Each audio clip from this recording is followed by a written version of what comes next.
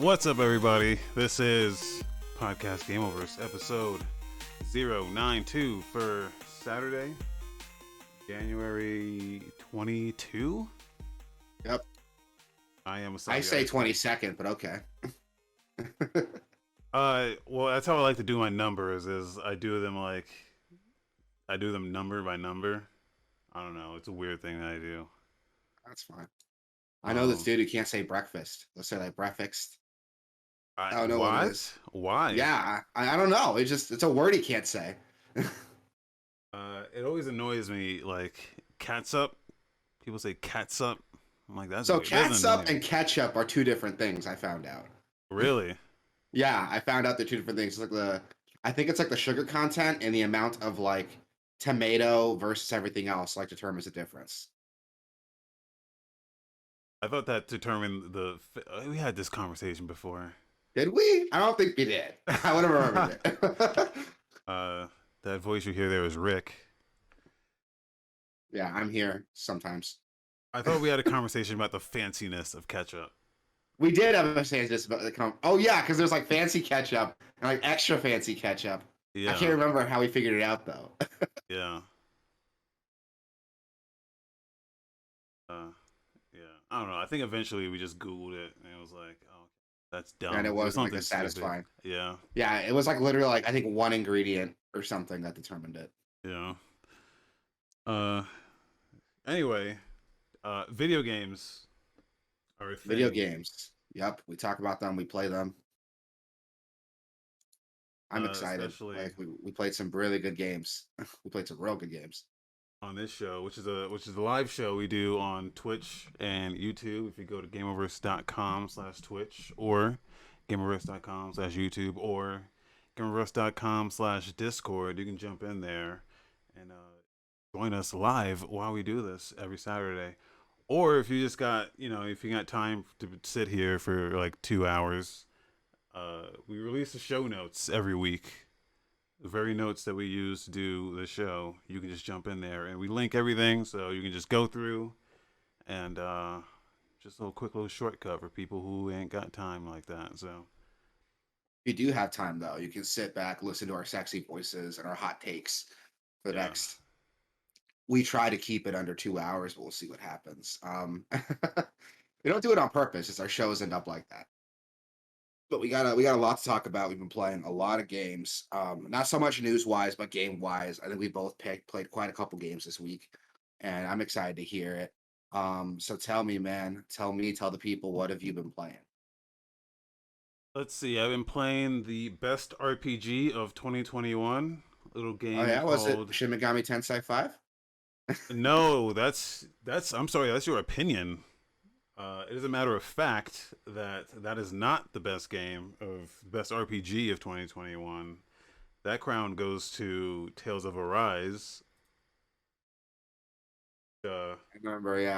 I watched you like when you first booted it up. I think I came in like 30 minutes after you started, and you weren't really feeling it too much there in the beginning. I thought it was okay, but what did you think? Has your opinion changed on it since you played it more, or no? Feel like it's high? I'm gonna have to disagree that this is the best RPG of 2021, only because it just feels so antiquated. It feels like, don't get me wrong, like I've been a Tales fan. Like Tales of Symphonia is probably one of my favorite RPGs ever. So I'm an OG when it comes to the Tales series, but this game specifically updates a lot of things combat wise. And like definitely visuals wise, but everything else kind of just feels antiquated. It just feels like it's stuck in the past. Like it's way more linear than I thought it would be, and that kind of threw me off. I expected to be more voice acting than there was. I expected, because I don't know. I'm coming off of like Witcher 3 and I don't know, even before like Skyrim to a certain degree. Yeah. These are games that are doing a lot more with the RPG formula, that when I see games like this, JRPGs, I guess, specifically, it just seems like they get stuck in traditional JRPG tropes and they don't really try to expand on things very Yeah. much. It's I I don't was know, it's getting a bit that of a vibe bummer. too. It felt very traditional for. I mean, it changed a lot. The fact that you have full 360-degree movement. I don't know if other Tales games have done that before, but this one did. And the combat looked a little bit snappier and tighter from what we see on earlier Tales of games, at least the ones I played. And but everything else, like the dungeon design was very linear. It was basically just hallways and corridors. There wasn't like a lot of real exploration or dungeon design there, at least that I noticed from those first couple hours. Yeah, It just seems weird considering like when you look at its competition, we got games like Monster Hunter Rise, Shin Megami Tensei 5, Bravely Default 2. Those all came out that year too. So it seems weird to me that Tales of Arise is supposed to be the best game, the best RPG of that year, and I don't know. I disagree. Just from watching you play, I haven't played the game yet, but watching you play it, yeah, it doesn't look like it deserves that title, at least in my opinion. yeah. And like the story isn't really hitting for me. Like I like the characters. The characters are pretty cool, but the story does that thing where like it tries to establish everything within the first 30 minutes and you're like, what the fuck is going on type shit. Like it's really not difficult to follow, but they throw so much at you that it's like, I don't know what the master core is or what the significance is of all this shit, or like it's a kingdom where it has a bunch of different factions. I think there's 6 different factions, and they're all like warring with themselves internally. And there's like slavery and all this kind of shit. And you're like, I don't really understand anything that's going on here, but I guess you're supposed to liberate all the kingdoms. So I eventually got Yeah, like I unlocked more characters, and the characters all play differently. Like if you take control of a different character, like the yeah, ones you start out with is Iron Mask, who's just your typical sword combo character. But then you also get a girl named Shion, who's like a gunner. She's a ranged gun character, and she also does healing.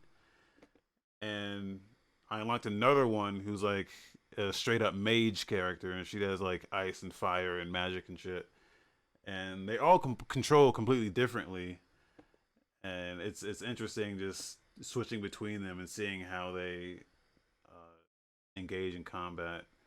But I just stuck to the sword guy because he seems like the most like if you're most trying to fun. make you're trying to make things happen in combat, like exploit enemies like weak points and shit, or like stagger them so you can do like an ultra kill or combo, whatever. And it just Yeah, seems like it's easier to exploit their weaknesses when you have like direct control of the melee guy. yeah. I don't know. I'm gonna keep playing it, but it's just not. It's good, but I expected more. Especially from like RPG of the year.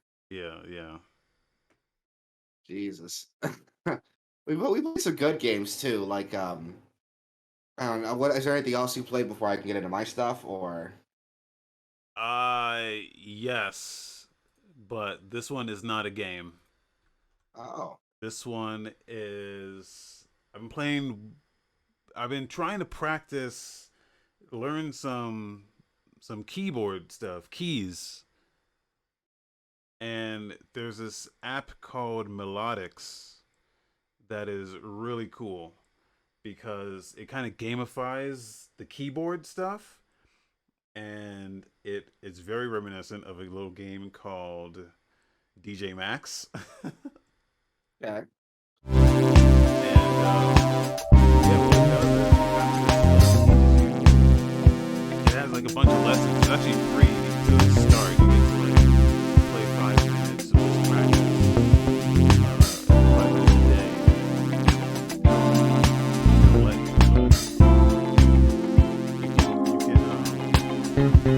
just jump in there, download it, jump in, plug in your keyboard, and it supports a bunch of different stuff. But I just have just a basic like 25 key keyboard, and it just sets it up like a Guitar Hero or like a DJ Max, like a rhythm Yeah. game, and you just hit the keys, and it just goes. It's really cool. That's So really I've cool. been putting like 5 minutes a day on it.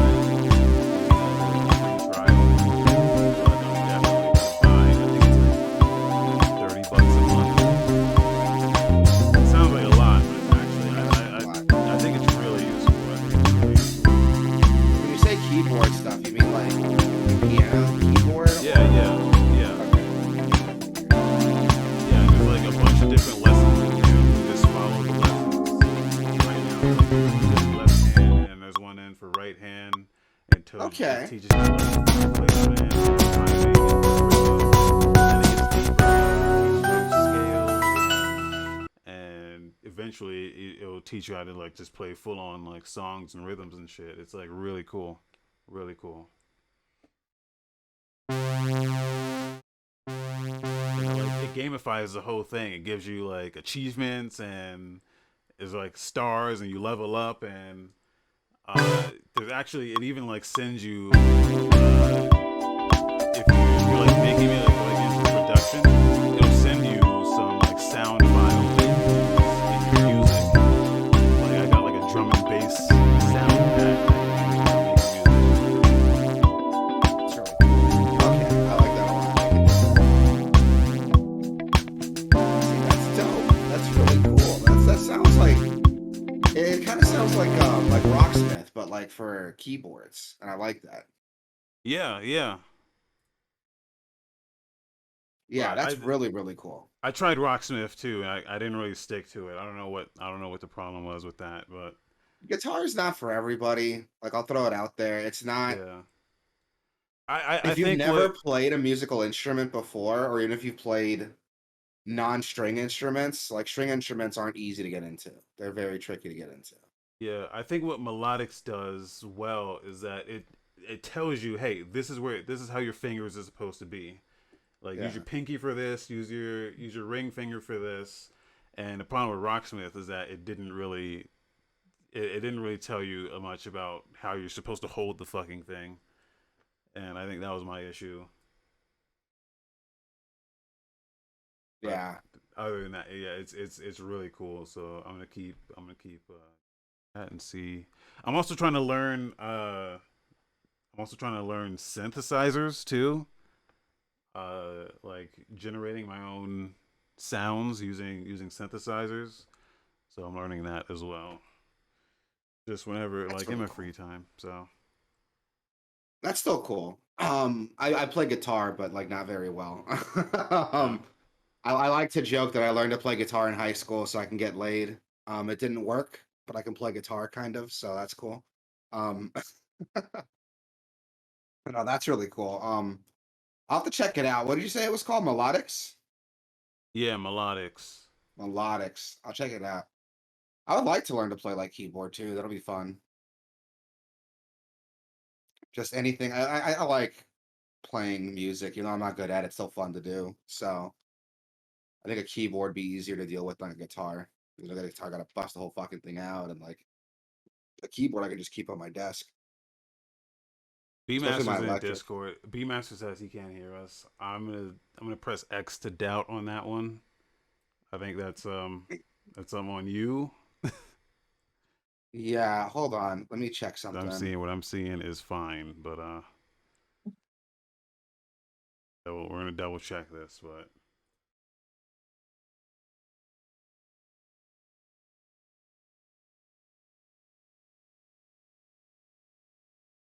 fine. Oh, that's fine. It was probably it probably had audio coming in. It probably had audio coming in.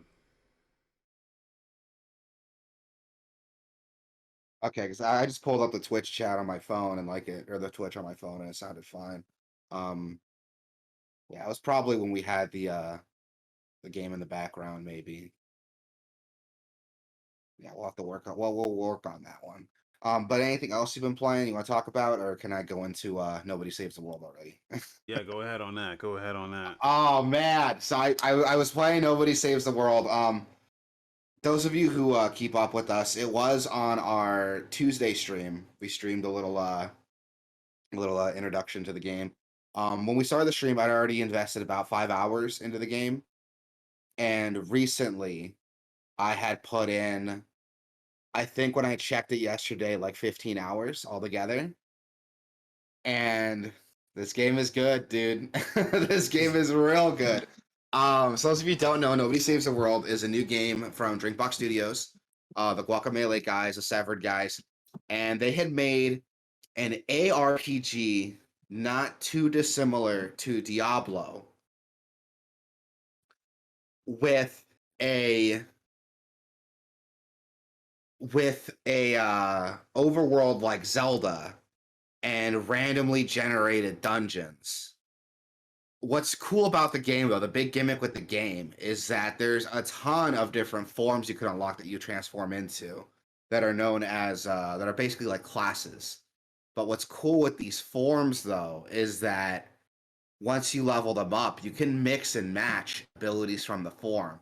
So you could have one form active with passives and active skills from another form, and you can make some ridiculous shit. Ridiculous shit. There's this one of my favorite mixes right now is a robot that has this drill. If you tap the attack button, you punch with the drill. If you hold it, you do like a really quick ongoing damage attack with the drill while it's spinning, right? And the monk has this ability that randomly smites people with lightning whenever you take damage or heal yourself. It's random. It's like a 15% chance, I think, on default. But so here's what you do. You get the robot, right? You put smite on that robot, and you put the zombie's ability to heal itself on a melee attack. So not only are you sitting there taking damage, which is triggering chances to smite enemies, you're also constantly doing damage with the drill and healing yourself. So that's giving you even more chances to strike with that lightning.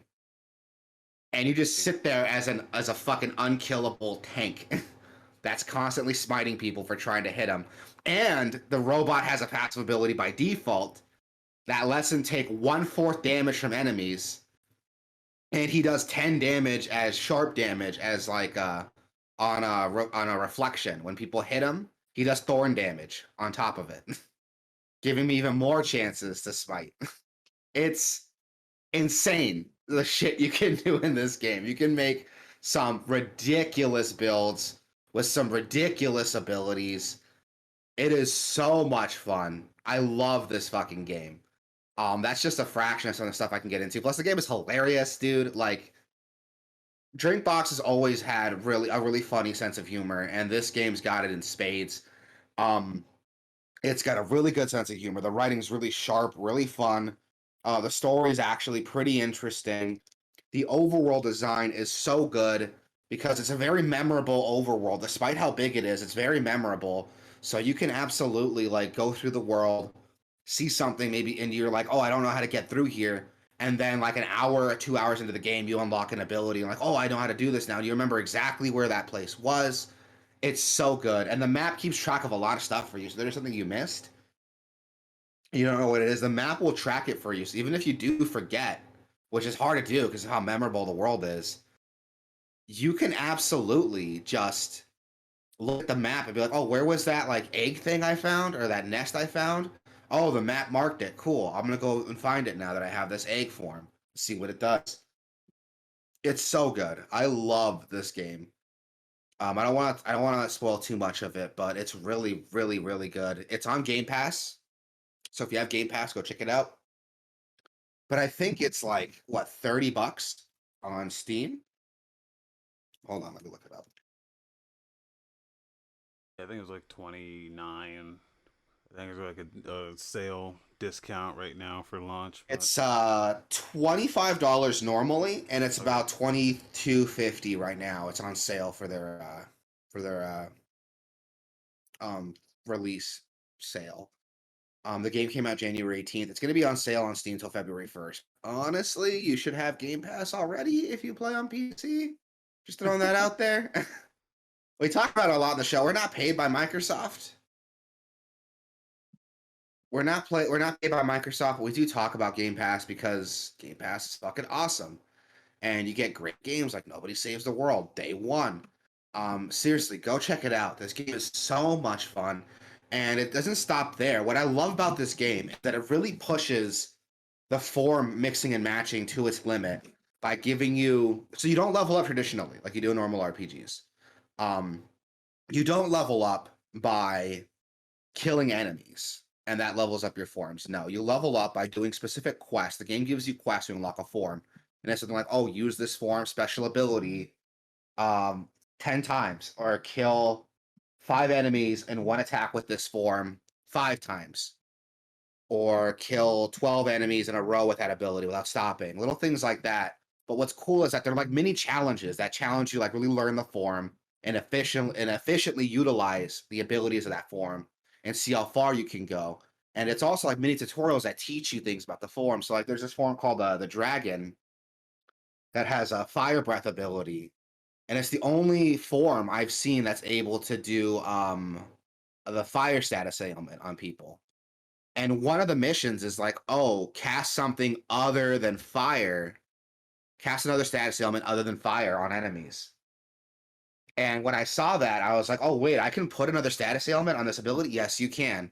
If you have another passive ability that casts other status ailments, you can put it on that, and you're not burning, just burning people, you're also stunning them or poisoning them. That's what I love about this game. It teaches you the mechanics in these quests. And it's up to you to be like smart enough to pull them off. But once you do it, you level up that form and unlock more abilities, more stat increases for it. You could do outrageous shit in this game, and I love it. And there are even some dungeons that have like special gimmicks that like lock your form progression, so you can't level up your form.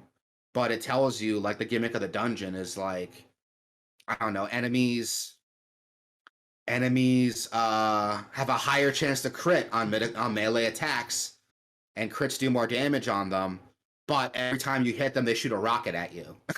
little gimmicks like that. So you have to figure out like, okay, I need to build a form then that could utilize those crits by having a melee place form.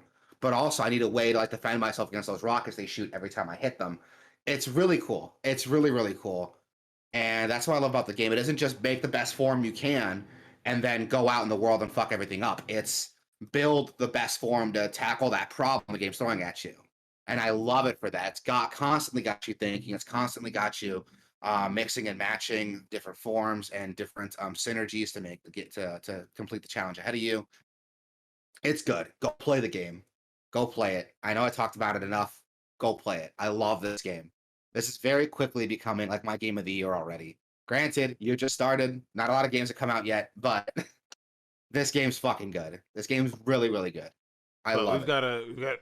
we got a whole we did a whole video on it. Yeah, So if anyone's yeah, curious, they could just go to YouTube and check that out. It's like an hour yes. long. We're pretty in depth with it. So Yeah, we did. We talked about a lot of things. We did because I was already farther in the game. We were able to show off a lot of the really early game stuff from Wasabi's profile, and I was able to go into my save file and show some of the later game stuff. I wasn't even close to like end game, but there's still a lot of cool stuff. There's a lot of cool stuff to show off in this game. Um, Go check it out.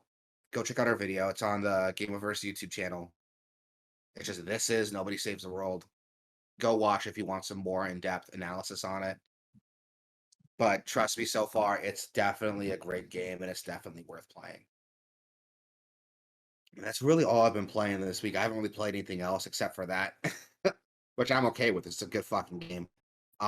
Is there anything else you were playing that you want to go over? nope, that's it. Awesome. So, So we got some very minor news stories, very minor. Nothing big. A small company you might know, Microsoft bought out another company called Blizzard. I don't know if you guys have heard of them. Um, oh, you don't say. Jokes aside, yeah, if you look at the show notes, you can see they did it. They actually did it. Um, the deal, according to Bloomberg, the deal was valued at about $70 billion. So to give you guys kind of an idea how much that is, when Microsoft bought Bethesda, it was only for 7 billion, 7.5. And previously, Take-Two had bought out Zynga for 12.7 billion. You guys remember we talked about that in our chat. I think it was last week. Yeah. We talked about it. And that was the single biggest purchase ever in gaming in the games industry. Yeah. Just entertainment in general. I don't think there's actually I can't think of anything else that big. To give you guys an idea, like how much that really is. One of Disney's biggest cash cows right now, Star Wars. They only paid like 4 billion for Star Wars. Disney had paid for Star Wars only 4 billion, and Marvel. God, I think Marvel was about 4 billion too. Yeah, 4 billion they paid for Marvel. So these are multi-billion-dollar franchises, and video game companies are paying like more than what is that like more than 11, 15 times that. It's crazy. Like there's a lot of money being spent in gaming right now, which I'm okay with because that kind of tells me gaming's being taken a bit more seriously as an industry. Um, the deal is expected to close the end of the financial year 2023. Um, there's a lot of rumors. People are upset about it. Obviously, anytime a company buys out somebody else, they're like, "Oh, are all these Activision games gonna be, or all these Activision Blizzard games gonna be exclusive now to Microsoft?" And honestly, we don't know. I mean, they haven't done it yet with like Bethesda. A bunch of Bethesda games are still releasing on PlayStation and Xbox, and a lot of Obsidian games are still releasing on PlayStation and Xbox. So I don't Well, know. Starfield, they did say Starfield is exclusive. Oh, they did? Okay. Yeah, Well, that for sucks. now, but I'm sure For now. somewhere down the line they'll like open it up. So here's my thing. I don't mind it so much because even if Microsoft like buys out these companies, and I don't think they're going to make them exclusive, because why would you limit how much money you're going to make at that point? You know what I mean? Like why would you do it? If you can make money on your competitor's system, why not do it? I think the plan is this is what the plan is: make everything exclusive, but then give Sony the deal that says, hey, if you put Game Pass on PlayStation, we'll let you get everything. And Oh, I I would think love to see that. that's how they'll do it. Well, they already said because there's like certain obligations that contractually have to be fulfilled Yeah. for like Call of Duty. I think Yeah. they did come out and say specifically that Call of Duty is still gonna remain on PlayStation for the time being. So, and then there's like even like Deathloop is still exclusive on PlayStation. So, but I think if they say, hey, we'll you can have it as if you put Game Pass on PlayStation, and then I don't know how you say no to that, but that's I think that's what the play is gonna be. I would love to see that. Honestly, like I love Game Pass. I would love to see it on anything, to be honest with you. Yeah, Um, we did talk about last week that Sony is doing their own Game Pass competitor, which we'll have to wait and see what happens with that. But if the rumors are true, that Pass competitor could go back all the way back to like PS1. I think that's the way they can compete with Microsoft. They don't have all the exclusives that Microsoft does. Having all these retro games, I think, would be their way to compete, and maybe yeah, bring back some dead franchises. Can you imagine if I'm just speculating here, if they release their own like Game Pass competitor, and a bunch of people played Legend of Dragoon, and that boom is enough to get Sony to like make a sequel or a remake or something? That would be cool as that'd be shit. I would why love to see Legend of that. Dragoon. That's it's a game that a lot of people are asking for I that think they that's a haven't. Square game. It's Square, but I think it was a PlayStation project. I think they paid for it. Hold on. I know it's a PlayStation exclusive for sure. That's the other thing is that Sony has all these exclusives that they don't own, like Final Fantasy 14 or like Final Fantasy 7 remake Yeah. that are still exclusive on PlayStation. So I don't know if that's another deal that they can make. Is like, hey, you give us some of that shit that people want. Genshin Impact, I think, it still isn't on Xbox. Like, if you really want to point at the bad guys here, not that they're bad or good guys in any of this, but Sony, I think, has been worse in their exclusivity deals Yeah. because there is no alternative. There is no like unless you get like PC, but Even then, you gotta wait like years for the PC version to yeah, come out. they're franchises that they have no rights to that they're signing these deals with and saying no, don't go to the competitor, only us. Yeah. Whereas Xbox, they've done it in the past, but as of right now, they're only doing it with their own stuff, and even then, Yeah. you can get it. They allow you to play those shits even if you don't own a console, even if you don't own a PC. You can still play them in the cloud, even if you Yeah. need to. So Yeah. There's ways to play. And I just looked it up. Legend of Dragoon was developed by Japan Studio, which is a Sony owned company. and that's the Okay. same company actually that made that developed Gravity Rush, Bloodborne, um, Patapon, Well, Japan Ape Escape. studio, they're aren't they closing down Japan studio? Didn't we talk about that before? Or maybe it It was closed down April 1st of 2021, but they're still their IPs are still owned by Sony. yeah. So we could theoretically, like, they own Legend of Dragoon, so they could just, like, again, it's another dead franchise I'm not talking about. Or can you imagine, like, if Sony went back and made a new Ape Escape game or something, like, and released it as like a PlayStation Now or whatever they're calling it, exclusive or something? That'd be cool to see. Um, I think I love competition. I do. I love seeing competition. It's better for us at the end of the day when companies are fighting to get us. So I like this acquisition of Activision Blizzard because now Microsoft, Sony's got to step up their game. I'm gonna be honest. I was a Sony guy for a long time because it was the better product. It was a better choice for the longest time. But now with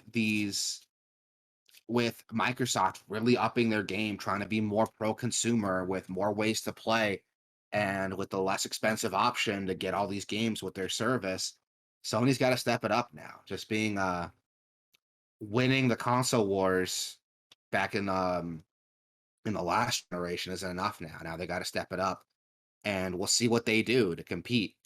But it'll be Yeah. cool to see.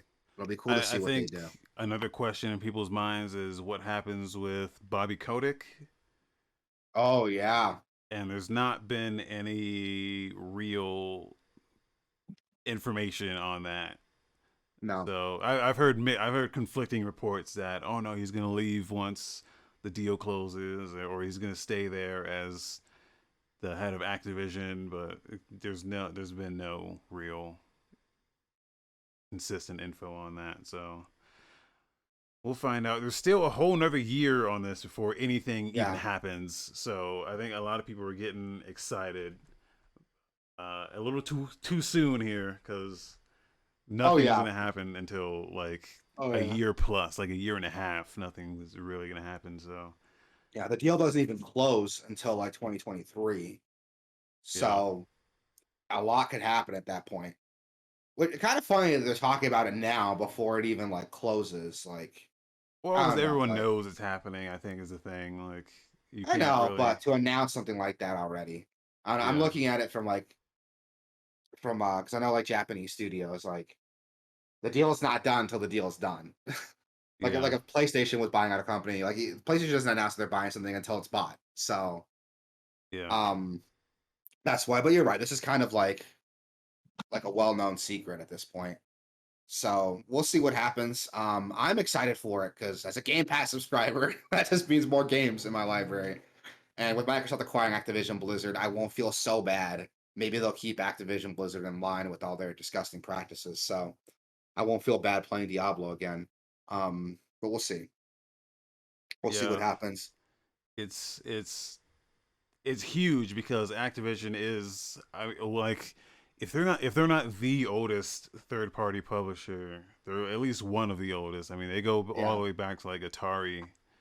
yeah, So just they just have such a rich history of in video games. Like it's this is probably the biggest thing that's ever happened in my like gaming memory. yeah. Same. It's crazy to see this happening, and especially since I'm gonna be honest, I feel like Microsoft might have overpaid because with all the shit going down with Activision Blizzard and all the bad press, I think Microsoft easily could have negotiated down to like half of that if they wanted to. Um, Especially with all their shareholders and stuff pulling out. But we'll see what happens. We'll have to see what happens. Did you hear too that like Sony stock like dropped like 10 points after this got announced? Did you hear about that? Yeah, yeah. Yeah, which is crazy for me to see. But we'll see what happens with it, dude. I'm excited again as a Game Pass subscriber. I'm excited. I would love to see more stuff come to Game Pass. Anytime a new game comes to Game Pass, it's like Christmas, dude. I'm like, what am I gonna play now? Like, what's up there? I'm more curious about just how they handle these franchises going forward. Like, is Call of Duty still going to be this yearly fucking thing that gets pumped out, or are they gonna slow it down and really take their time with it. Uh, like you really it throws so much up in the air in terms of, or is like, are they going to bring in their other teams to kind of help out with Call of Duty? Like, are we going to see a Call of Duty from uh, machine games, or like shit could get crazy, man. Shit could, like, that's where my mind goes. Is like, okay, like, are they gonna bring in like Obsidian to like work on World of Warcraft, and Bethesda That'd to be work on World of cool. Warcraft, or is Blizzard gonna help with Elder Scrolls? Like, there's so much shit that could happen. That's where my mind goes. Where I'm like, no, they got all these teams. I think they with this they now have like maybe more than double the studios that Sony has. Yeah. So they So can we'll see like, what happens. Like, I never even thought of that. Or like now that they own these licenses, even if it's not like Obsidian working on World of Warcraft, if Obsidian made another RPG but in the Warcraft universe, that'd be yeah, cool to see. like there's a Ooh, lot of room possibilities are for there. Yeah, there's a some lot of magical stuff possibilities to there. happen here. That just Yeah, there is. Yeah, there is. like, for one, We'll have I'm to like see what happens. excited for once that, and it's always like my excitement it keeps coming from Microsoft, because Yeah, they just have they so got the much cool room shit right for, now. yeah. They got all the cool shit right now. So I'm excited too. Don't get me wrong. I'm just as excited as you are. Um, Especially since we are Game Pass subscribers, so we're getting those goodies too. Yeah, I have to shell out like $900 to a scalper to get a new Xbox to play these games. I could use my computer that I've had forever. yeah. So again, like I've been a Sony guy for a long time, a really, really long time, and now like Sony, it's your move, Sony. What are you gonna do now, dude? Like, get on that. Um, I don't think they can compete with this, man. This is I think just if they go back to these old franchises, oh, they can't because now Microsoft owns Crash Bandicoot and Spyro. I forgot those are Activision. Oh shit. Oh man. We'll have to see what happens. We'll have to see what happens. We'll see what happens, man. But yeah, right now I'm excited to be paying my Game Pass subscription. I wonder if Game Pass is gonna go up now with all these other games. Like, I'm sure it will eventually. I'm sure it will eventually too. We'll see though. If I hear it's announced that it's gonna go up, I'll probably just buy like a couple years in advance just to keep that price. But we'll see. Yeah. But we'll see. In some quickie news, you got Legend of Zelda Majora's Mask is coming to Nintendo Switch on the Nintendo Switch Online expansion pack in February. I mean, have they fixed any of the issues with Switch Online expansion yet? With the N64 emulators, I don't think they've actually fixed anything yet. Yeah, that was the thing, specifically with Ocarina of Time. All you Yeah, heard was just how bad it the was. emulation So, was, yeah. So I mean, but we'll see if they fix anything, but I mean, I for didn't get most it. people, it's fine. Like, it's stuff that most people wouldn't even like. It was never anything game breaking. If I'm gonna pay that much money, more than double what I was paying before, those emulators better work. I'm talking 1-to-1 the hardware did, and then suck my dick after I'm done playing, dude. I'm gonna be paying that much money for it. Especially since Microsoft is charging half the price on Game Pass. Granted, I can't play all these older games on my PC, but I can on my Xbox if I had one. They do I have could, cloud. You can do the cloud on I PC. want to do the Not cloud, that the I fucking cloud. recommend it. Yeah. But here's the thing: if I had an Xbox and I was paying $20 a month for Game Pass, I can go back and play old 360 games, and they'll run just as fine as they did on 360. Actually, better because they enhanced them. I forgot. Yeah. They're all going to get frame rate bumps and resolution bumps to match modern hardware. I don't even get widescreen support with Switch Online. I'm paying like more than double what I'm paying on Xbox Game Pass. So again, if they're gonna charge that much for it, if they're not even gonna do any enhancements to the performance, that better run 1-to-1 what the hardware does and then suck my dick after I'm done playing, dude. Like, that is insane to charge that much. And I know why they charge it, because people will pay it, because it's Nintendo. That's why. And I refuse. I refuse to give in to that. I refuse. I'm curious as to what Nintendo has to do before people just go fuck this. I don't know, dude. I don't know either. I like Nintendo. I love my Switch. Whenever Yeah. a new game comes out, I'm always looking like, can I get it on Switch? Because I love to play on my Switch. But when it comes to their service, dude, Nintendo just keeps fucking me and fucking me and fucking me. And when I see all the competition that's out there, I'm like, what's the point? Why put up with it? I refuse. Unless I can get I think the max right now is like 8 people. Unless I can get like 8 people onto my Switch Online family plan. So we're paying like minimal amount if we all split it. That's the only way I can even justify that. But even then, I'll be paying almost as much as I am for Game Pass Yeah. for a much worse service. Um, But we'll see what happens. B Master has something. Let's. This is gonna be a short show. Like we're already. Yeah, we're already halfway through the show. So what do you got, B Master? Let's throw it at us. What's like a trailer for the new Rabbids Invasion mission to Mars. that what that Apparently, is? that's coming out as a movie. Yeah. Roll the clip. Yeah. Roll the clip. Roll the clip. Clip. Wait, hold on. I have to do that. My bad. I was gonna say, like, I don't have control over the stream here. Like, right, rolling the clip here. Let's see. To minimize danger to human life, we're sending Rabbids. Is this a movie or a series? This is the French one, right? It's coming to Netflix now. all right, and B Master, you're saying that you're in this? Are you like playing a character in this? No, he was in the Nobody Saves the World video. Oh, the video. Okay. Chatting. I have more faith in rabbits than most. They're not the smartest, but our rigorous testing will help find the best candidates for This the is, mission. you know. The advantage is that they're indestructible, so they can survive. I'm still surprised that Ubisoft or like Rabbids is hitting enough that they can do this, you know? Bigger than Rayman. That's what else Ubisoft got.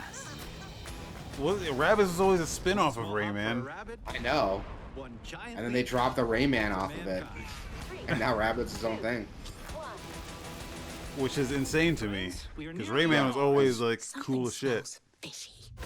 I mean, are we really surprised? Look at Despicable Me. The minions are more popular than anyone else in that movie. Oh yeah, you're right. I guess that is what they're going for, huh? This device is designed to start a process called terraforming, which eventually will allow humans. I think I've seen enough of this. It looks funny. I'm gonna be wrong. It looks really funny. Yeah. It looks really funny. I'm not a huge fan of like the Rabbids. I haven't played any of the Rabbids games except for the Mario Rabbids crossover, which is fucking excellent. Yeah. Like that's way better than it has any right to be. But I've never played any of the Rabbids because all the Rabbids games weren't like traditional games, right? They were all like mini game collections, like Mario Party. Yeah, basically. They might have had something in there that was like more of a game, but I don't know. No, a lot of people just didn't. I don't know. I don't think this video's on YouTube Kids, so there's no comments. I'm sure there's a like to dislike, but you know they removed the dislike button, and I never added the thing. I never added it back, so I'm curious to see what like button looks like here. So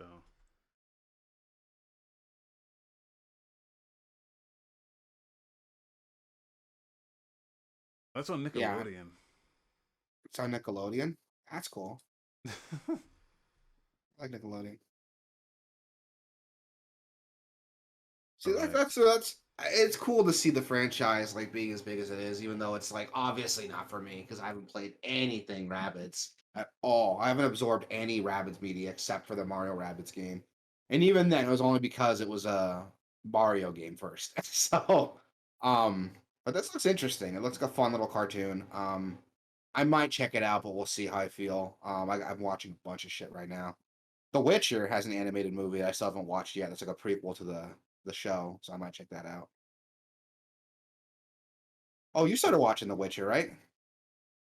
Yeah, I finished the second season.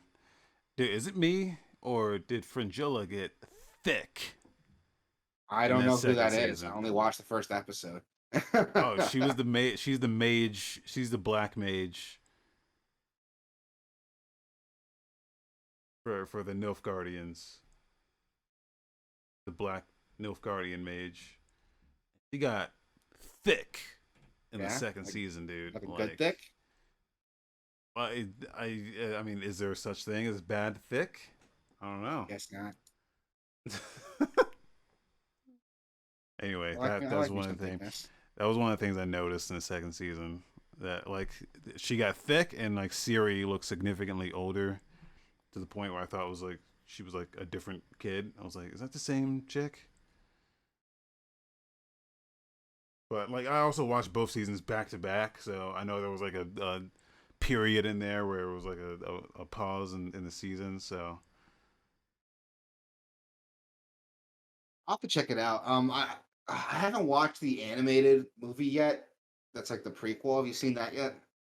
no, It's a prequel to the Witcher TV series. What's it called? Hold on. Nightmare of the Wolf. It's a prequel, and it actually follows Vesemir, Geralt's teacher, when he's like all young and cool looking. I heard who's it was fucking good. with Huh? who's fucking with my doc here? Oh, I think when you posted the thing, you posted the editing version. Oh, I did. My bad. Changes to my doc. My Okay. bad. Anyway, let's move on to some trailers here. They announced a release date for the Skywalker Saga, Lego Star Wars Skywalker Saga. That's such alliteration. There's a lot of S's in there. Yeah, it's hard to say, but the game looks fucking dope. The game looks really cool. Have you watched this trailer yet? This Yeah, gameplay overview? April. So it comes out April 5th, and this just looks fucking awesome. It does look awesome. But what's not awesome is the fucking price. That game is Oh, $70. that game is $70. I'm looking on GameStop's website right now, and the Lego Star Wars Skywalker. Ah, my fucking god! I can't even say it either. That it's like $70. That's current gen and last gen. Oh no, wait, last gen 60, but current gen's gonna be 70. PC, what up, PC? I'm checking on Steam right now. So Uh, hold your horses. try to fuck us on PC. I'm going Oh, it's home. updating. It's updating. So you might need to. I guess I didn't update Steam. So if So you want to check it out. is this is this a new game or is this like just a This is a collection? new game. This is a Okay. totally new game, and it does feature stories from. It does feature all 9 of the Star Wars movies.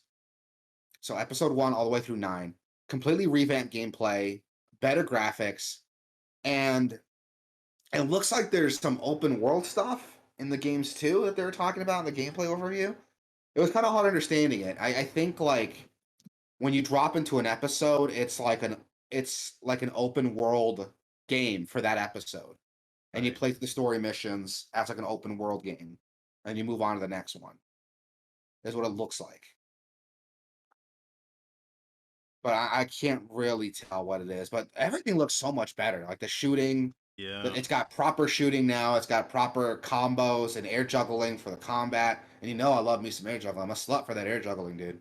And this looks dope. It's got a cover system too. Like what the fuck? As someone who actually liked the earlier Lego Star Wars games, this looks incredible. This looks incredible, man. Like why can't we get a proper Star Wars game that has Right. all these features that isn't Lego? Right. This is probably going to be the best Star Wars game that we've gotten since Disney bought Microsoft, or since Disney bought Star Wars. Yeah. I mean, like, Fallen Order was pretty good, but like this looks amazing. Come on. Each system is so fleshed out. It's like, holy shit, man. This looks incredible. Like about 2 minutes, 49 seconds in, you see like a galaxy map. So that's where I think like each episode is like an open world, a mini open world game for each episode. And from there you move on to the next one, and that's like its own open world game. Good, man. Yeah. You seeing this? Like, April. this looks crazy. April 5th. And the coolest thing is that, so a lot of the later Lego Star Wars games, they started incorporating like voice acting, which I'm okay with. I think it's fine. But a lot of people, a lot of fans, a lot of those old bloods there from the original, missed like the mumbling, like that you would see from Lego Star Wars, like the Banjo-Kazooie mumbling that the original games had. And I guess there's a toggle to turn that on and off, so whatever you want, like it's there. Did they It's gonna mumble or fucking- did they? I remember they just didn't make any sounds at all. They would just do like expressions. They would like mumble. Well, no, you're right. They did make expressions. I don't know why there's like a mumble toggle here, but whatever. Pantsu Now they says mumble. Lego Attack on Titan when. That would be dope. I would suck dick for a Lego Attack on Titan game. You kidding me, man? Looks awesome. I feel like Lego just like does, if they're gonna do something, it's you don't expect it. Yeah. Not that I would expect the Attack on Titan Lego, but I think they'd get more creative than that. Lego Boys in the Hood. Lego Pootie Tang. Yeah. Oh yeah. I played the fuck out of a Lego Pootie Tang, man. For real. Or like a Lego Black Dynamite. Can you imagine a Lego Black Dynamite? Oh man. Oh god. But no, jokes aside, this Lego Star Wars looks amazing. This is, as a Star Wars fan, this is like ticking all the boxes for me, dude. I want this shit. I want this shit in my life. I need this shit. Can I please get this shit? Yeah. Well, you can get it on April 5th. As soon as like Steam's done updating, what the fuck? I want to see how much it is on Steam. Pull up in the browser. Too late. I'm already too far in. Okay. Oh, it's $50 on Steam. Are you serious? Buying it now. Is that a discount price or is that a No, that's regular price. buying There's a it? deluxe edition that's $60. Why is it so much cheaper on Steam? Because they know what's up. That's out to who's publishing this? Warner Brothers Games. And Oh, developers, Warner Brothers. Telltale Games. Telltale. Not Telltale, fucking what's that developer? It's something else. It's TT too, but I can't remember what it stands for. Traveler's Tales. Traveler's Tales, that's it.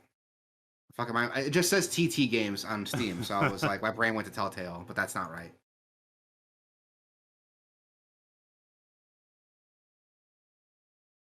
Pansy said, imagine them doing something M-rated, super dark thing, and Legify it.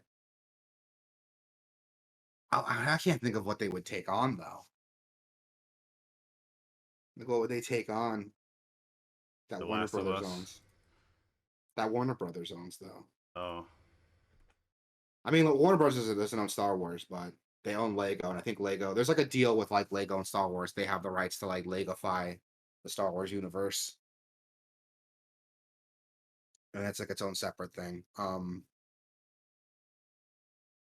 to think. I'm not familiar with the whole Warner Brothers. Well, Warner Catalog. Brother Games owns Mortal Kombat. Can you imagine like a Lego Mortal Kombat? Oh, they should do that. So imagine, oh my god, imagine instead of like a new Shaolin Monks, we got a Shaolin Monk style game, but it's like a Lego Mortal Kombat. with Shaolin Monk's gameplay. I would play the fuck out of that. I would play the fuck out of that.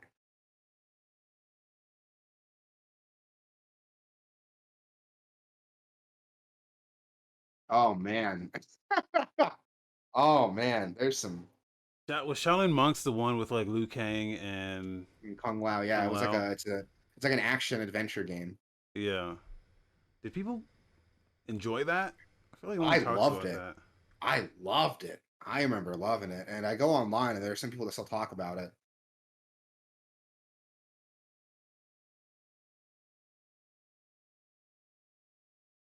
Um, Pansu's every once in a while the bot throws a little quiz question, and he said, "What was the first games console to use cartridges?" I think that is the Fairchild Channel F. I do believe the answer to that one. So if it comes up again, If it comes up again, that's the answer. do some Um, research on that. Very interesting. Black guy, fellow black man invented the cartridge for the yep. Fairchild Channel F. Yeah, I remember watching that. It's on there's a there's a documentary on Netflix called The Games That Made Us. Yeah. It's like a spin-off of the movie the Toys That Made Us. And they talk about the man who invented the video game cartridge. I can't remember his name, but his family comes in, they talk about it, like his daughter talks about like seeing him like work on it, and like her son like plays games, or her grandson plays video games, and they talk about like the history his grandfather made on the gaming industry. Like it's really cool. It's a really personal little thing to talk about. I like Yeah. it. Yeah. Check that out on Netflix. Yep, check it out on Netflix. We're trying to waste a little time here, I think, or at least I am. This is No, gonna I'm be a not trying to short. waste time, but I'm like letting stuff come in as it comes in. Yeah. Um, I would love, I love this Lego Star Wars game though. I actually own the Lego Star Wars The Complete Saga on Steam. I Yeah. got it for like $5. So that was like the earlier one they did when like, oh, here's all the Lego Star Wars games together. Yeah. I have them all, but I haven't played any of them. They're fun. I think they're fun as fuck. They did not age well, like at all. They're very simple. These are children's games, but I used to love like going in like the character creator and just making bullshit. I used to love doing that. $50. It's $40 right now on Green Man. Lego Star Wars: The Complete Saga, really? The Skywalker Saga, really? Yeah. Yeah. Son of a bitch. Oh, that might be worth it, dude. I remember when I was a kid, well, the fun little memory just got unlocked right now. When I was a kid, I was helping my brother use the character creators. He was like super young and he couldn't like quite figure it out. So I was helping him make a character, and we made him like a cool little Jedi. And he was like, "Name him something cool," and I couldn't come up with a name. So my younger brother, who was older than my youngest, was named him Some Teen Coup, like something cool. What? Yeah, it was super stupid. It was a dumb name. He was like, "Name him something cool," so he was like Some Teen Coup to give him like some weird like Star Wars sounding name, but something that sounded cool. Was he Asian? No, he wasn't Asian. Oh. He just thought it was a cool Star Wars name. We were kids, dude. We were kids. I was like, I think I was like 12 when this happened.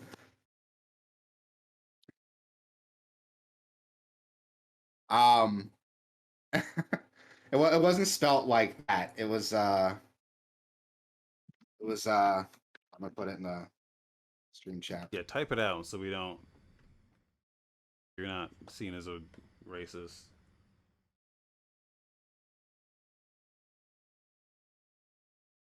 As we do the show live on the internet, so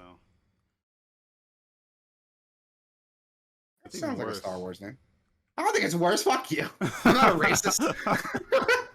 But no, jokes aside, like again, I was like 13 when we did. I was like 12, 13 maybe when we did this.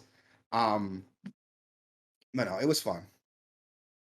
It was fun. I remember playing this when I was a kid, and when they announced Skywalker Saga, my brothers and I all got excited because the game, like, looks so much better than what we played when we were children.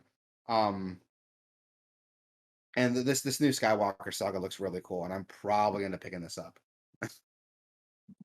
By the time Remember this Rogue comes out, Squadron games?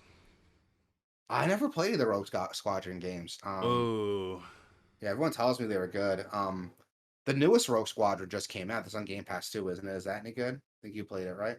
oh, I didn't even know there's another one. Was it Squadron? What was it? Are you talking Oh, about that no. shitty one? Is It's it not Rogue shitty. Squadron? Rogue. It's Rogue Squadron, something. isn't it? You talking about the EA one? Yeah. Yeah, no, that's something else. I forgot what it was called though.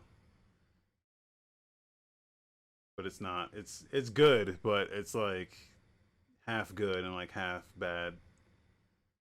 It's basically like a dogfighting game. It's just called Star Wars Squadrons. That's what it is. I thought it was Oh. Rogue. I thought it was like a new Rogue Squadron. Yeah, no, I played that and I was like, this is all you do? Not that bad, but I mean, it's on Game Pass, so I'm not gonna complain. Plus, God damn it, I can't remember her fucking name. I just started watching Star Wars Rebels, and like a Rebels character is in that game. I think what's her fucking name? Rogue Squadron Hera is flying Syndulla. around, but it's flying around like you get to there's like surface level combat in that game. I think Star Wars Squadrons is literally just space. I don't know. I haven't played it. Hera Syndulla's in it, and she's from Rebels. She's like the hot Twi'lek from Rebels, so that's why I wanted to play it. But I started getting in like a big Star Wars mood lately because like with the new Book of Boba Fett show coming out, I've been really, really, really wanting to get back into Star Wars and catch up with some of the stuff I missed. So I started watching Rebels because I never gave it a chance, and Rebels is really, really good. I love Rebels. I'm just not a Star Wars fan. That's okay. I got enough Star Wars fan for the both of us. Okay. But no, I love Star Wars. I love Star Wars since I was a freaking kid, dude. And anything Star Wars that comes out, I'm at least gonna like look at it. I'm not a sucker. I'm not gonna buy everything Star Wars related, especially since like Episode 9 fucking sucked. That's a whole other fucking can of worms that I want to get into. Horizon Forbidden West has a new trailer out. Story trailer. I think there's one thing they didn't talk about much with this game is the story. Yeah. Not that I don't know. In the first game, the story wasn't. I don't think that was its big. So, I mean, the story was interesting enough, but I don't not. It wasn't something that I was really attached to. I don't even remember the story. I remember like she's like a redhead, and everyone thought she was cursed. I think it's because she's a redhead, but I'm not sure. The game didn't really. No. Well, yeah, Jokes but then aside. they later found out that uh, it was because she was an outsider. Yeah. Yeah, I remember. Like they're super mean to her, and I was like, why? Is it because she's a redhead or what? But no, jokes aside, um, I tried to get into Horizon. I really did. I really did try to get into Horizon, but it wasn't jiving with me. I liked some of the combat stuff. I really liked the Monster Hunter esque mechanics that were in the game, but I don't know. I bought the definitive edition for like $20 on PS4, and it's okay. It wasn't really my cup of tea. I don't understand like all the hype around it. It felt like It's another okay. open world game to me, to be That's honest. the thing. That's every time this game comes up, I have to like say it's a good game, but if you've ever played like Middle Earth, Shadow of Mordor, or Far Cry, or an Assassin's Creed, or anything in between, you've played this game already. The main Yeah. difference is the machine combat, which is like the coolest thing about it. But even that gets tiresome after a while because Yeah. once you realize like you waste more resources than you gain by fighting those things. Optionally, Yeah. there's ones that you have to fight, but there's ones that you can just choose to fight, It's just, I don't know. It's just one of those resource gathering, crafting, upgrades types of open world games. I'm just not. I feel like that's type of stuff ran its course. Yeah. But it's cool. I like the premise of the story is that it is like a new civilization building up after an apocalypse. So it all takes place in what would be Colorado, and I think this one Forbidden West are heading out further west. So you do get to see like certain landmarks that are like familiar, but have they're like overgrown and a little different, reminiscent of uh Odyssey Journey to the, is that what that game's called? Odyssey Journey to the West.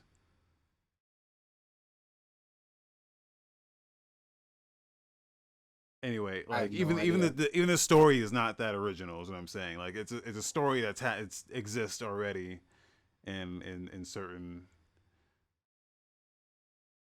mediums. So,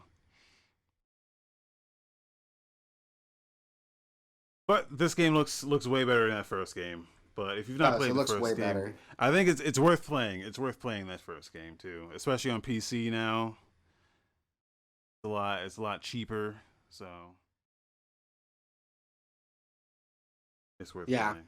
I might pick it up when it's cheaper, when I get a PS5, whenever that happens. Panzu was saying get rid of open world games, just toss them. I mean, Breath of the Wild is open world, and that does a lot different. So I Yeah. Well, I don't there's a think open world games difference. are the problem. I think it's like the copy and paste formula all these devs do. That's Yeah. sorry, I turned that off He right said now. Breath of the Wild is Garbo. I mean, you're wrong, but I You're respect the opinion. I don't respect the opinion. You're wrong as fuck. Your opinion's bad. The thing is, it's not enough to just be open world. This is the problem with like Pokemon Legends, is that game's an open world, but it doesn't need to be an open world. You know, like it's not so much just that it's an open world. It's what you do with that open world. If you like sandbox it up and just let me fuck around with shit and kind of just make my own fun, it's really, or I guess another good example is like Metal Gear Solid 5, Oh yes. where Metal Gear like Solid 5. it's an open world, pseudo open world, but you can do so much in that fucking world and just mix and like kind of just come up with your own inventive ways to tackle things, that's what makes it fun. Rebels in the chat. Exactly. Yeah, Rebels in the chat saying the worst open world game is Dynasty Warriors 9. No one's disagreeing with that. No one's disagreeing with that. My problem is that a lot of open world games do a lot of this copy paste design, or they make a game open world that doesn't need to be open world. And a lot of games can benefit from the open world treatment. Again, Phantom Pain. Phantom Pain is a phenomenal game, and it being open world is great because you can tackle the mission any way you want. You can tackle what direction you want to sneak into the base. You can decide what time of day you want to do it. You can even hang out, track enemies, learn their patterns, learn their routes, and then take it on. Yeah. And the game changes depending on how you do it. If you do a lot of missions at night, enemies will start getting night vision goggles. If you do a lot Yeah. of headshots, they'll start wearing helmets. And you Yeah. gotta take another mission to fuck with their supply depot so they can't get that equipment in for your next mission. It's really, really cool. Like Yeah. If you've not, it's surprising how well Metal Gear Solid 5 still holds up. yes, I played it a couple months ago, and I was surprised like how well this game still works with like everything together. Yeah. And it sucks because you could feel like there was supposed to be more there. You definitely feel a phantom pain, so to speak, of something missing. And it's a bummer that Konami's never going to revisit that.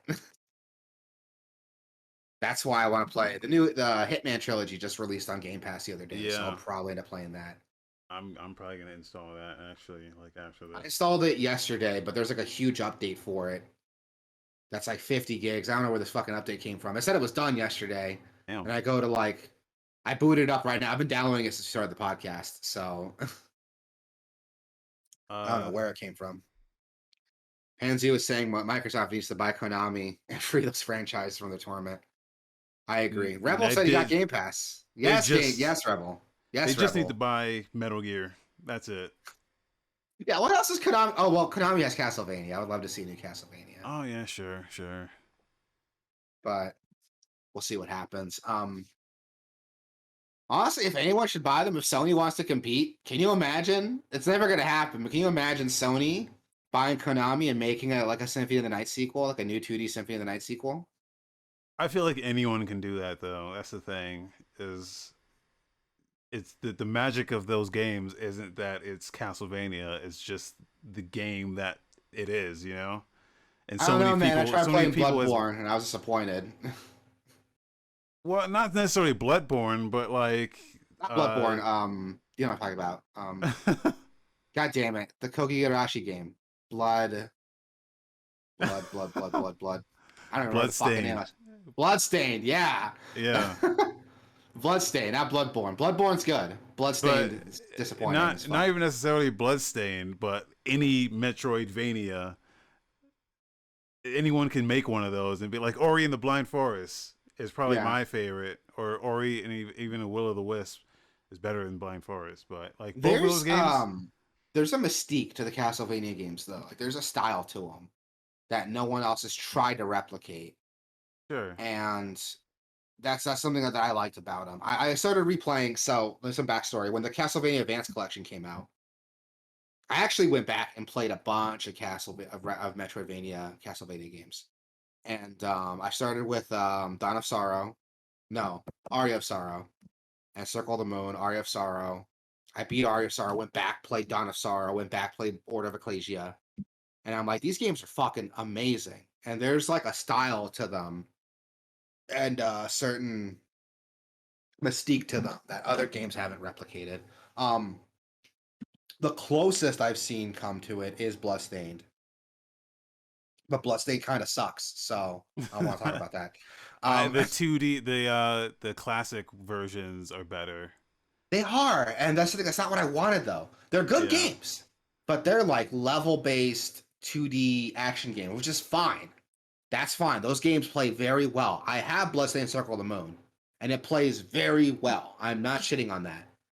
But Ritual of the Night, which was like the big Metroidvania, Castlevania game that's not Castlevania, did not scratch that itch for me. And Pansy was saying non-Metroidvania Castlevania is my favorite type of Castlevania. Not for me. You're not wrong. Not for me. I like the Metroidvania style ones. The only one I got into that is legitimately like really, really fun, and I think is like peak non-Metroid Castlevania is God damn it. Rondo of Blood. I didn't play Rondo of Blood till I was like 19, 20. No, I was 21. I remember I just turned 21. So I got drunk as fuck and started playing it. The problem with Symphony of the Night is that it's not a Castlevania game. That shit is not Castlevania. Yeah. It's Metroid, basically, with like a Castlevania skin on it. Yeah. But that's the beauty of it, because here's something that I liked about Symphony of the Night that other games haven't been able to match is the level of detail in the castle. There's so much shit that you can just miss that other games haven't been able to replicate. There's so many like Easter eggs, secrets, hidden little nods that no one else has even come close to matching. Ritual of the Night, Bloodstained tried doing that, but it didn't quite scratch that itch. Closest I got was like the Sorrow games, Aria of Sorrow and Dawn of Sorrow were the closest I got to them. But even then, it hasn't quite scratched that itch for me. I want to see more games try to tackle that, but I don't think anyone's going to do it. Angie was saying my issue with Symphony of the Night is none of the stuff that you find feels really that meaningful. It just kind of spams lazy loot. I disagree. Everything in that game is very specific and does a very specific job. Like each shield is different in what it defends against, for example. And there's like a spell that casts magic with your shield, and every shield is a different spell. Like it's really crazy some of the stuff you can do. And it's all like optional. You don't have to do any of that shit or see any of that shit. But it throws so much stuff at you. Like Well, I think yeah. that's why I The liked other it. problem is that it's an RPG.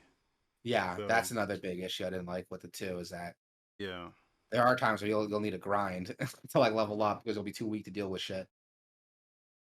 Um, if you like that style, Order of Ecclesia is a good middle ground between the two because it's an open world game, but it has a hub world that takes you to different levels that you can take on, and the levels are designed like traditional Castlevania levels, and it's hard as fuck. So you need to like pay attention to like enemy patterns. Bosses have their own patterns you need to pay attention to. I think that's a good middle ground between the two of them because it does kind of combine exploration and level based progression in a very very meaningful way.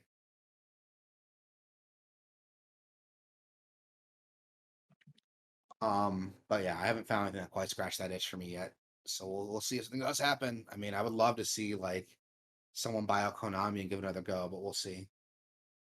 Uncharted Legacy of Thieves collection got a I launch forgot that was trailer. happening. Yeah. Is it bad that I forgot that was happening? No, I think a lot of people forgot it was happening. Just because I don't I know mean, we already if got it on PC, right? This is the PS5 version that they're no showing the trailer PC is for. not even. They don't even have a date yet. They don't? I thought that came out already. Shit. Yeah, no. Oh, But I'm so like I haven't cared about Uncharted for a very long time. Like I liked yeah, Uncharted 4. I played that. I like that, but I haven't like really cared about Uncharted in a while.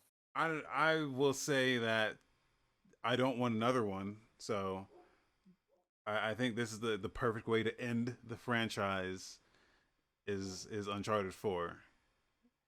Yeah, I agree. I heard But Lost Legacy was good, but I never played it. Lost Legacy is really good. It's a good. I think the pacing is really good in it. That's the problem that I have with Uncharted like 3 and 4 is that they just overstay their welcome way too long. You're just seeing this thing like animations over and over. Like every time you slide down a fucking thing, it's like, oh, we're doing this again, sliding, like Norbit. Uh, but Lost Legacy is like the pacing in it is perfect, and it's like it's just it does the open world thing, Yeah, and then you can kind that's of something I just really liked about Uncharted 4 is that it had these like open world like sections. yeah, And I love those. I wish more. If there is a new Uncharted, I hopefully hope it's a not. new game, new cast of characters, but it adopts that style a lot more because it worked very well. Like, drop me off. Like, make it kind of like the new Tomb Raider, like the first new Tomb Raider game. You know, drop me off on an island, Yeah, give it like progression that I can go anywhere I want, but I need to find like certain abilities and power ups and move on to the next phase. Like, make it like that. I would love to see that evolution. yeah. Lost Legacy, I would say, is probably better just standalone than 4 Yeah. would be standalone. But they're both really fucking good. But Uncharted 4 is as long. It's just super long, It's man. It's so way too long. long. I just It's not a bad story, and it wraps up the story for the games very well. The yeah. little epilogue, the little prologue at the end is it epilogue? What's the thing at the end? Is it prologue or epilogue? The What's the term? epilogue. Yeah. Epilogue. The epilogue at the end is like really like heartfelt, and I love it. But it's a long game, and the game's like at 100 the whole time too. Like it throws a lot of stuff at you and it's a long game. It's like what 20 hours, I think, minimum. It's It's long. insane. I Yeah, it's forget how long, long. but it's long. It's long. It's not bad, but it's long. Fuck. There were legit points where I was like, fuck, can this like end already? This is so much shit. It's a good game though. Very good game. It's worth playing if you just want to finish the story of Uncharted. But I don't know if you played 1 and 2, it's the same gameplay wise. You're Yeah. gonna get They added some plus cool stuff. The new stealth system works really well. I liked the grapple hook. It's a really cool way to play. Honestly, I wish the game like doubled down more on the grapple hook stuff. I think it would have been more interesting, but oh well.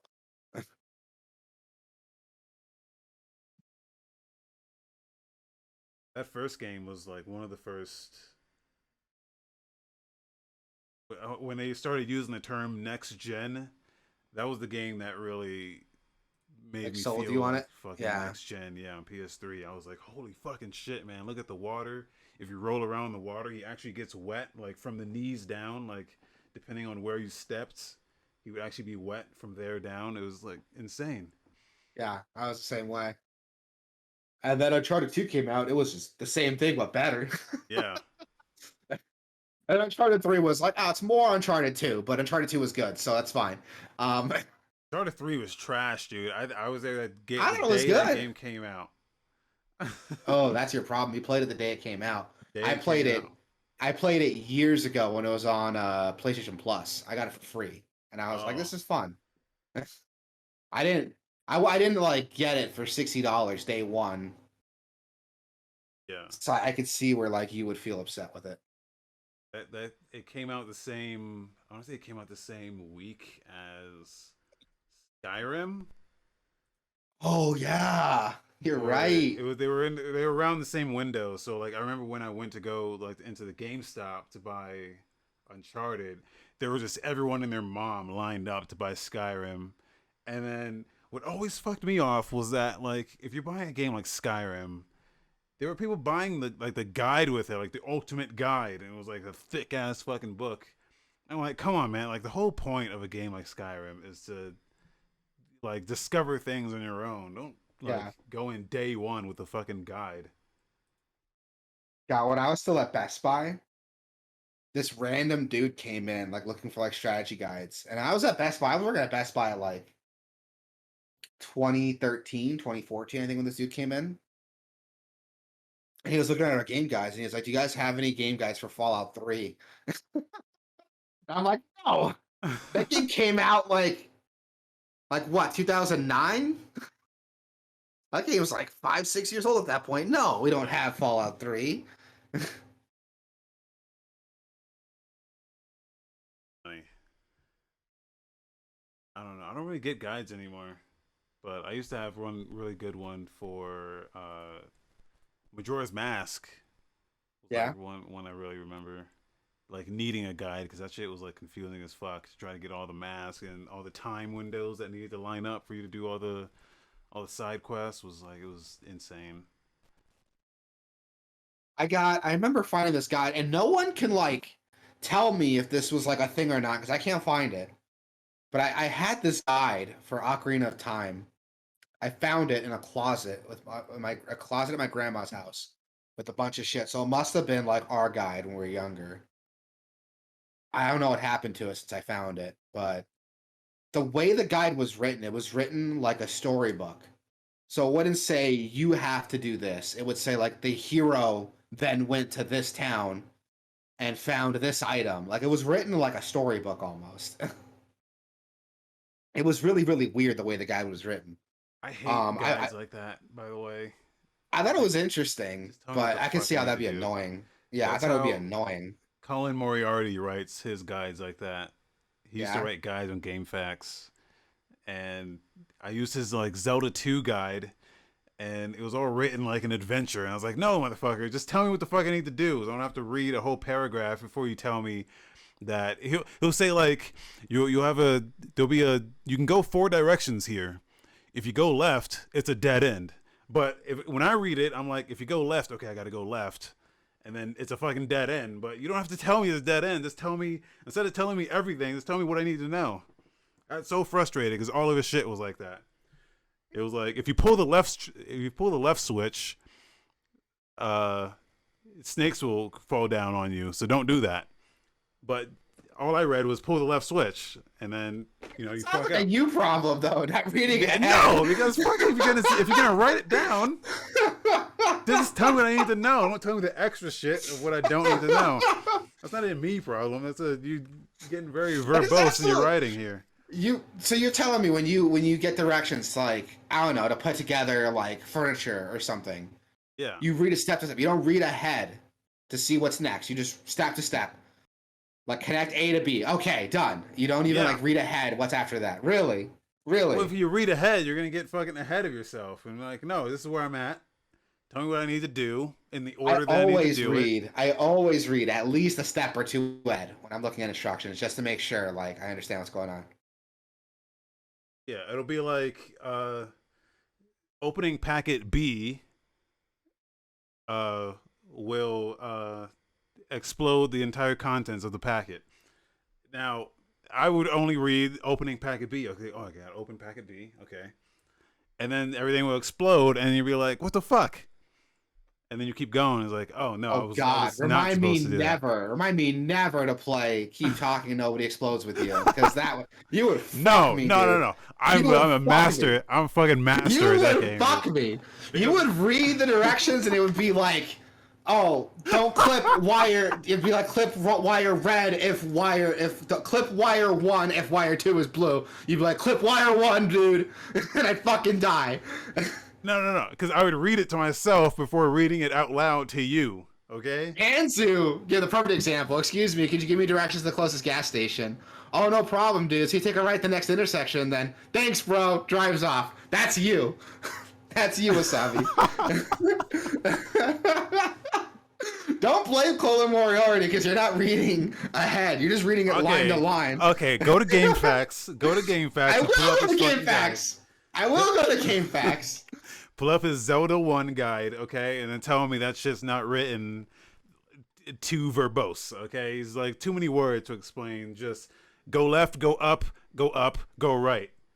Okay, that's all he needs to say. But instead of that, he says, if you go left, you're going to run into some level 90 monsters and they're going to fuck you up. So don't go left. Actually, you want to go up here. Like, just tell me to go up, okay? If I need to go left, tell me to go left. Anyway. We got off on a tangent. Here. That should be a video. Like you play Zelda 1 with the Colin Moriarty guide. No, I've I don't want already the chat did. make fun of you for not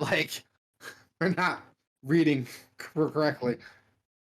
Shouts out to Colin Moriarty, but he has a podcast, a PlayStation podcast called Sacred Symbols. You should check it out. But We got a trailer for River City Girls 0.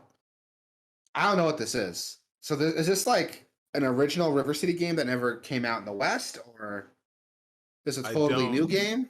I don't know, to be honest. I think they're remaking or they're building a River City's Girls game in the style of original River City. I think is what's happening. I think. Okay, so Panzu said it was a Kunio-kun game that was only in Japan. So it looks like it's like a remake. Not remake, but like a re-release of that with like new looks like there's some new like cutscenes. I like the art style.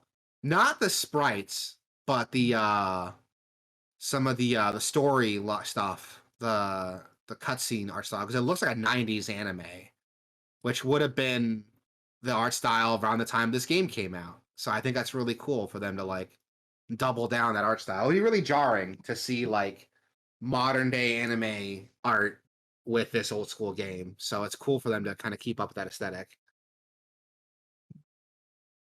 Yeah, there's no store pages up for this yet. Yeah, but it's going to be on everything. They're only doing like a limited run physical versions right now. so okay, I don't want to rehash this argument, but I'm on the GameFAQs guy right now. Yeah. And there's a page here for the first dungeon, the Eagle Dungeon. And the first step is literally at the entrance when you enter the dungeon, you can go left, right, up, or first. You can go left, right, or up. First, go right. So you're telling me when you read this, you would read when you enter the dungeon, you can go left. You're like, oh, I'm going left. No. There are times where he'll go. You can go left, right, or up. If you go left, it's a dead end. If you go right, it's a dead end. So go up, is how he would write that. Now, if I were writing that, I would probably say, yeah, you can go left, right, or up. But then I would just say, go up. I don't need to know that there's dead ends flanking me. Just tell me where I need to go. But no, I feel like this is a you problem, dude. There's better examples than the one you found, but trust me, man, they're in there. It's in there. The way you said it is like it happens all the time, dude. Like it makes it seem like it's a common thing, but Okay. I would not wonder what stuff is in the other directions because if he doesn't tell me, the whole point of the guide is that you're telling me everything that I need to know to 100% the game as efficiently as possible. If I don't need to go left or right at that moment, then don't tell me what's left or right. Just tell me, okay, here's the path you got to take, man. We're gonna get you through this. And that's all I need to know. Yeah. I don't know. I feel like it doesn't say speed running guide here. It doesn't say like official. It just says guide. So I don't know. I don't know. Just I don't know. I just don't know. I don't know. not speed running, but like it's tell me, okay, if there's information when you want to just finish, just get through the fucking game. There's information that you don't need to know because those games you can go wherever you want, but you can't do anything unless you go to where you need to go. Like you can explore, sure, but there's nothing for you to do until you like get some shit. So just tell me where the fuck I need to go. Just tell me, hey, go left, go up, go left. Enter the mouth of the dungeon. Okay, this is dungeon 1. Go left, up, left. Bomb the wall here. That's optimal guide writing right there. He'll throw in some flair that's like, oh, if you tickle the cat here, he'll give you 3 rupees. And it's like, I don't need 3 rupees unless like we're getting off topic, but just I'm telling you, he has like some extra flair in there that I'm like, you don't need to write all this, Colin. Like, just tell me what the important stuff, and we're good. Well, we're gonna circle back to this after the show. And Pansy's like, I don't want to miss tickling the cat, Wasabi. Maybe I want to know the cat's there to tickle it. Maybe, but no, maybe. Jokes aside, the fuck were we talking about? River City Girls 0. Yeah, it looks cool. I like the art style for it. I love the first River City Girls a lot. I was a huge fan of it. I'm excited for the sequel. Even though 0 doesn't look like it's trying to be what those games were, because it's in a much older game, I'm still going to check it out. It looks cool. Yeah. In a move that surprised nobody, My Hero Academia, the most popular anime in the world right now, is getting a Battle Royale game. Yeah. Which, as I say it out loud, it doesn't sound like something that sounds like a surprise, right? Like, well, I don't know. It's kind of surprising, considering what this is. Like, it looks very, looks kind of low effort to me. I don't know. Like, they could have done like a Dragon Ball Xenoverse style thing with this, but or you could have got Mega Force on this and made like a My Hero Academia Warriors game. I would have loved that. Yeah, I would have loved that. I would play the fuck out of that. You kidding me? That would be dope. With the work they put into their Muso spinoffs, like, yeah, dude, do it. Yeah. That's not gonna happen. So we got a Battle Royale. Looks interesting, but it's all in Japanese, so I can't really say for sure what's actually going on or how it actually works. But looks interesting. Yeah, same. It looks interesting, but it's not going to be my cup of tea. Panzu gave a great, excuse me, great little description. It looks like the kind of game you play for a week max with some buddies and then laugh about it. And you're right, Panzu. That's absolutely what this is. Yeah. This is a game we play once on stream, is what this game is. I don't know. I got to get back into My Hero because I've only watched like the first 2 seasons, I think. My wife and I are pretty into it, so it's something we watch together, and we're all caught up, except for the newest movie. We haven't seen the newest movie yet, but we're pretty much caught up on the show right now, and I'm excited. I really liked it. I know it's generic, like shonen trash sometimes, but it's still good. It's good. It has its moments. It's very inspirational at times. Yeah, it has a lot of really, really cool moments. But I like it. Asia likes to, my wife, she likes to play a drinking game and like have a drink every time like Deku cries. So She's pretty fucked up by the end of every episode. But no, jokes aside, like it's a fun show. I like it a lot. The first season takes a while to build up, but after that, it gets really, really good. Pansy said it's a really well-made generic shonen trash that knows it's generic and runs with it. You're absolutely right. Yeah. You are 100% right. That's happening. That's coming to PS4, Xbone, Switch, and Steam. It's gonna run like shit on Switch. I'm calling it right now. That is not gonna run well on Switch. If you're buying that game on Switch, I don't think you care, to be honest. Probably. We also got the second trailer for PALWORLD, and this looks cool. This still looks cool every time I see it. It looks like an asset flip game, though, which is kind of bumming me out. A lot of the character assets don't like mix, don't jive together very well. You know what I mean? Like, so the world doesn't feel have cohesive. Another game. Yeah. And I played it, and it's like shit. It's like trash. Really? It looked Craftopia looked good. Craftopia, yeah. It's once you like start it, you're like, man, the UI doesn't work. The nothing like looks like it belongs. This looks like a Unity asset flip. It does. This looks a lot better, but so did Craftopia in its trailers. So I'm not sure. What's weird about this is like the assets don't vibe very well. Like the creatures have this really like cutesy anime like roundness to them. But then you have these really dark, grim hallways and very realistic looking worlds. Like I feel like the style of this is conflicting. It's like putting Pokemon in like God of War. Like it's really weird the way it comes together. And a lot of the Pokemon are like legit look like ripoffs of like I said Pokemon. A lot of the creatures look like ripoffs from Pokemon. Yeah. So this trailer actually got me less excited than the first one they put out. I like how over the top and stupid it looks. So that's why I'm like excited about it.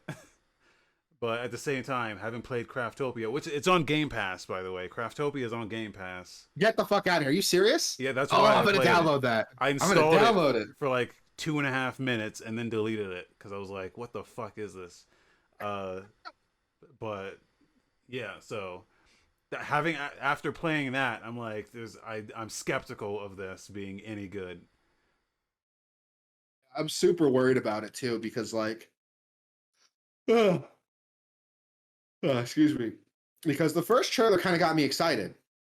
Yeah, because it was vague enough to be like, the first trailer was vague enough to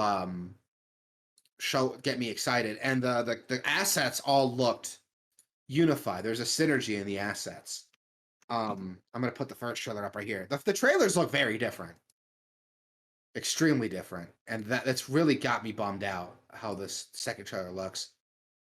I mean, look at the grass alone. Like the grass had this like Breath of the Wild like kind of anime look to them, and now it's like this hyper realistic grass. It's like it's really weird to me.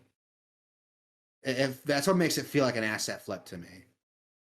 But we'll see what happens with it. If it is something cool, we'll see what happens. But Pansy was saying that. Yeah, right? Right? Like, what the fuck is going on here? I saw the first, because I watched the second trailer. I'm like, I'm less excited for this than I was in the first trailer. What changed? And I saw the first trailer. I was like, oh, that's why. It looks totally different. Yeah. And Pansy was saying, give me what's that game called? Dokevi? Doki? Dokevi? Or Dokev. It's like Doke capital V. That looks way better than this. And it does. Dokev looks way better than this. Because like everything like looks unified. Like the designs, the world matches with all the assets in the game. And I'm not getting that from PALWORLD. Yeah. This is interesting thing to look into, I would think. First trailer looks way better. Yeah, right?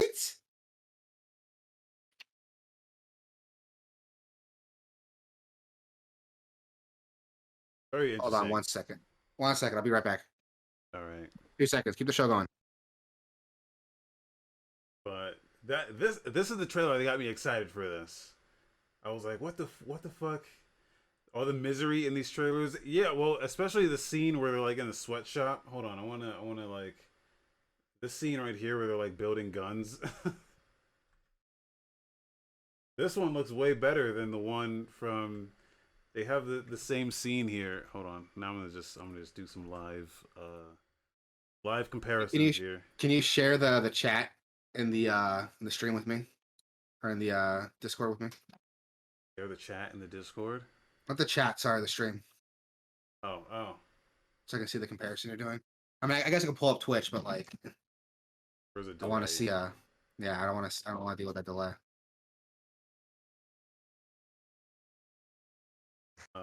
Yeah, I just wanted to pull up an A/B comparison of this specific scene here. We're like building the guns in the sweatshop, because they're using the same exact animations, but they're using like it looks totally different. So this is the new one. This is the new trailer. I mean, there's more going on here, definitely. But then this is the original one. They don't show it very quickly, but like it just looks definitely different.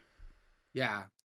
And that's what bugs me, because like the assets are definitely different. Like not for the creatures, but the environment was a very different look. Yeah. I don't know. I'm curious. I'm still curious about this. But it's weird. Even the character model, like if you look at the character model in this show versus the last one, like it looks more realistic and more rigid and less round than the original model. So I don't know why they were doing that. Like, What do the comments say? only I read through the comments. They're a mix between like this looks really shitty, and other comments like best game. This is the game of the year right here. Yeah. Oh, apparently. Oh no, that's the timing of the trailer. I don't think this has a release date yet. No, I haven't seen a trailer at all. It's on Steam. You can wishlist it on Steam, so ain't here either. Curious, super curious. Yeah, definitely give Craftopia a look. On Game Pass, so I'll check it out. Oh my god, is that fucking picture there of like a machine just tossing cows into a broth? Like that's insane.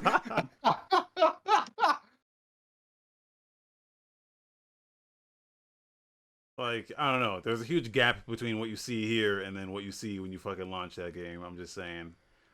I don't know.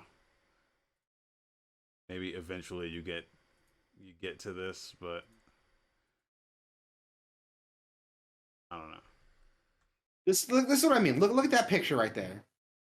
Look at the character model for the main character, and then like all the skeletons. They look like two totally different games. Yeah.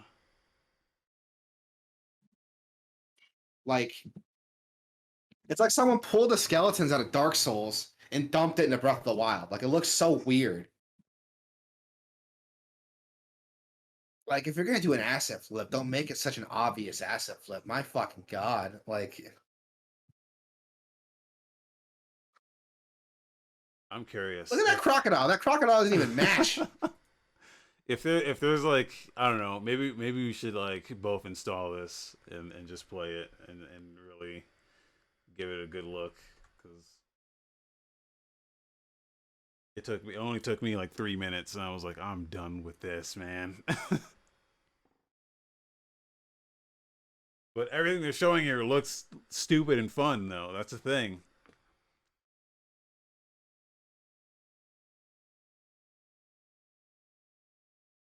But I don't know. We'll find out. Maybe I'll install it again and actually give it my best try. I'll give it the best effort I can with it. That bitch had lightsabers. That bitch had lightsabers. What is this game? I might download it and check it out another day. We'll see. Oh god, this doesn't. I was so excited for PALWORLD when I saw the first trailer, and then I saw the second one. I'm like, this looks awful. This doesn't look good anymore. Maybe we'll just have a little game night. We'll all just load that game up and If it's on Game Pass, sure. I it's on don't want Game to pay day Pass. one. Yeah. I mean, the Craftopia was on Game Pass. So I don't know why PALWORLD wouldn't be. Yeah.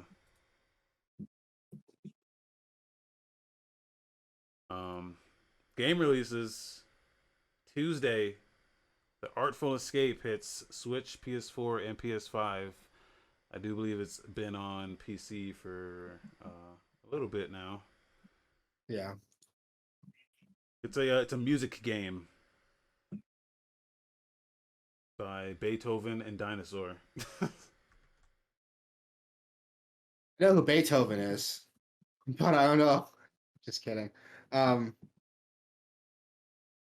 I need to heard play about this. Yeah, I heard about this. I do believe this is also on Game Pass. And Michael Johnson, Caroline Kinley, Lena Headey, Jason Schwartzman, Mark Strong, and Carl Weathers. The only name I recognize on there is Lena Headey.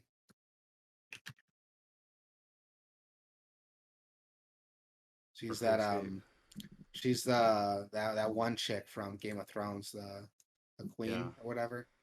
Yeah. Shame. She's a shame chick.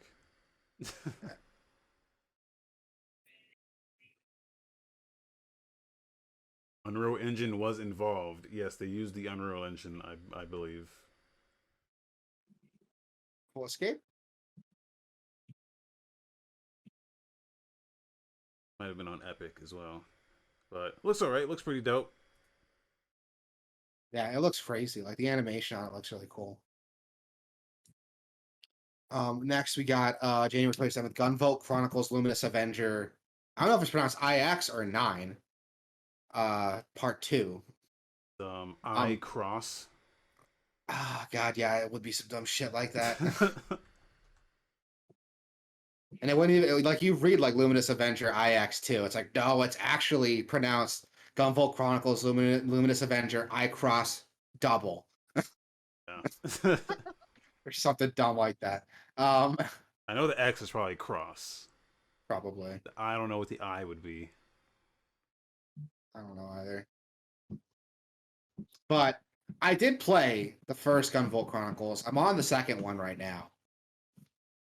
And the games are dope. Like, they're pretty good games.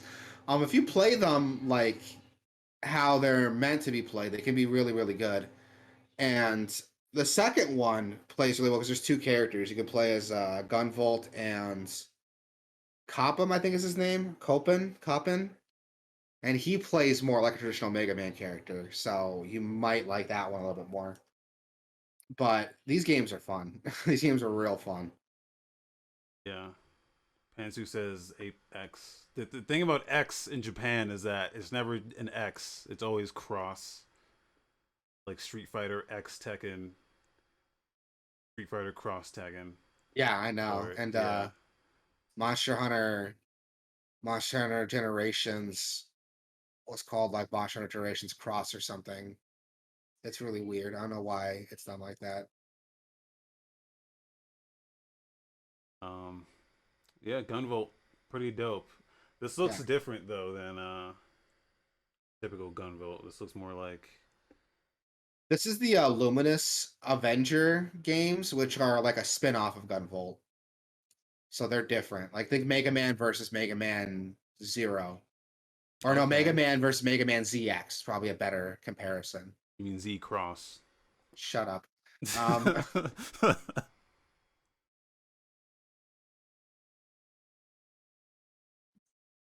But yeah, that's a these look. No yeah, price. This looks cool. It's coming out on like everything. Then January 28th, we got Pokemon Legends Arceus. Boy. Which I'm calling it now. It's not going to be good. I'm calling it now. If it's good, I'll eat my words and I'll own up to it. But I don't think it's going to be good. The thing I've heard about it is that people are very positive on the game itself, Like the game that's there, people are positive about. It's the visuals that people are not positive about, which makes a bit of sense, I guess. But I'm gonna try to play this. You try it. Buy a physical copy. This way, when you give up on it, you can send it to me so I can try it. I don't want to pay money for this game.